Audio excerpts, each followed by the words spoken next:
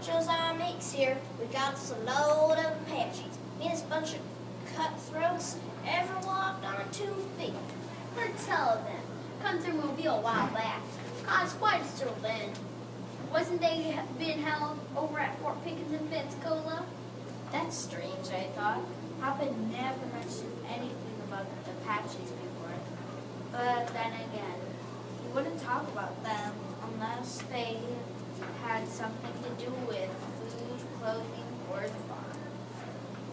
Yeah, I've been guarding Fort Pickens every sticky hot day since they got here in October of 1886. A few months shy of 2 years. They going back where they come from? The government ain't never letting them go back to the southwest. Not this life. We taking them to Mount Vernon, 30 miles north of Mobile. Just wait for the word that the southbound tracks are clear.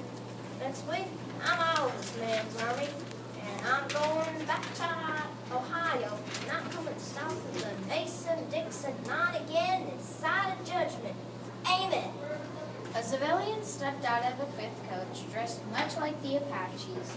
He had on a plain white shirt, a vest, brown trousers, and knee-high boots. Although he wasn't an Indian, he wasn't like the other women. I was surprised when the soldiers addressed him as Mr. Ratton, because he looked to be no more than 21 years old.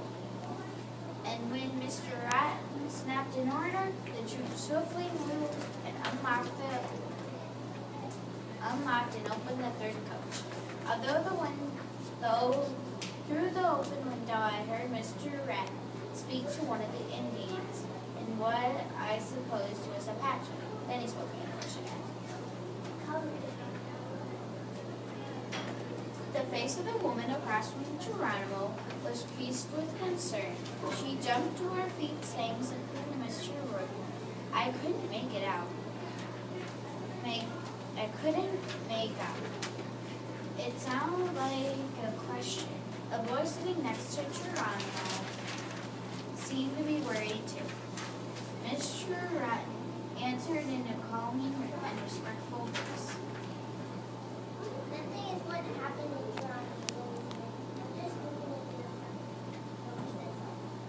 So Lozen was hurting, I thought.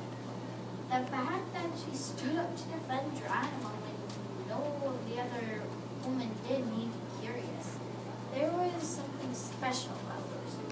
I searched my head for the right word to describe her, and I settled on strong and firm, determined.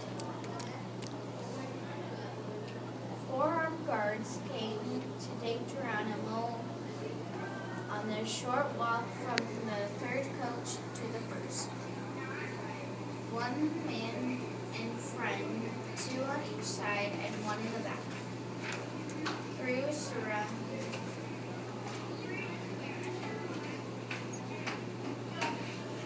Surrounded by soldiers, Geronimo showed no signs of submission, no fear of his captors. Nobody had to tell me what person of the soldiers had reason to fear, yet he didn't seem to frighten her. Lozen and Geronimo were very much like the slaves Papa told me about, the ones who showed no fear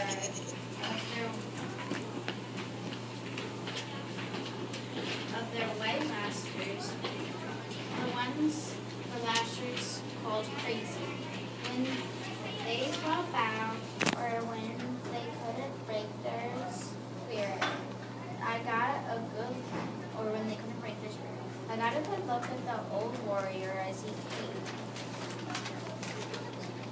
down the steps of the coach.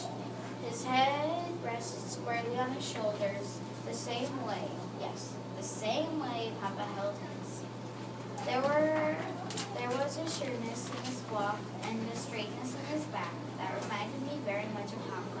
Yet the 2 men looked nothing alike. Geronimo was right at 6 feet, solidly built, muscular, unlike Papa, who is splinter thin, much taller, more leggy, yet strong too in his own way. Buster's yelping grew louder. The soldiers seemed to bother him.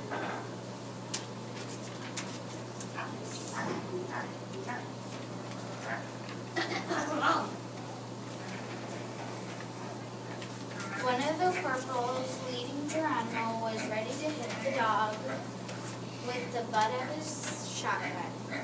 I gasped and moved back. Papa moved quickly, putting his body between us and the soldier. Wait, what?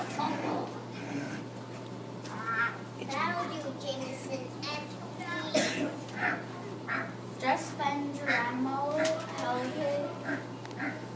turned his head slowly and made a small gesture with his hands. Buster stopped barking instantly and sat calmly beside him, his tail flipping from side to side.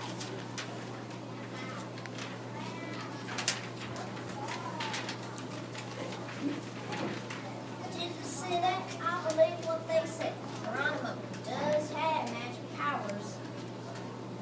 Got nothing to do with him.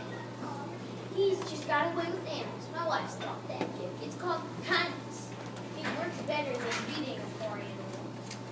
I was more interested in what they said about Geronimo. Did he really have magic powers? I looked back to take one last look at him. But that's when, over the shoulders of the soldiers, I saw a boy who had been sitting next to Geronimo leap through an open window and roll out into the darkness. He never made a sound. It happened so fast, I wonder if I'd really seen him. Meeks, Jameson, Bratton, and 20 other soldiers weren't 30 feet away from him. Yet they